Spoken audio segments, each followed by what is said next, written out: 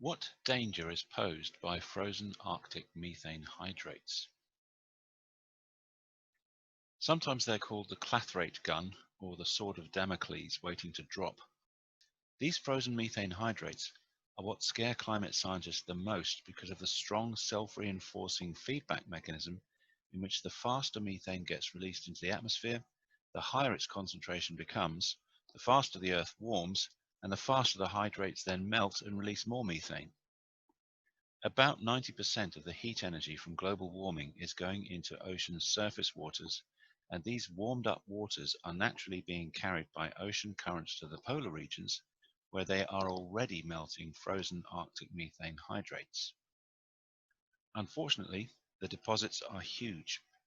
At least 1,400 gigatons of carbon as methane is sitting beneath shallow Arctic seas. The problem with methane bubbling into shallow seas is it doesn't get a chance to be absorbed by microbes before reaching the surface, as happens when methane is released at the bottom of deep seas. Eminent Russian scientist Natalia Shakova and her team suggest that 50 gigatons of this methane could be released at any time. If this happens, it would raise methane concentration in the atmosphere 12-fold.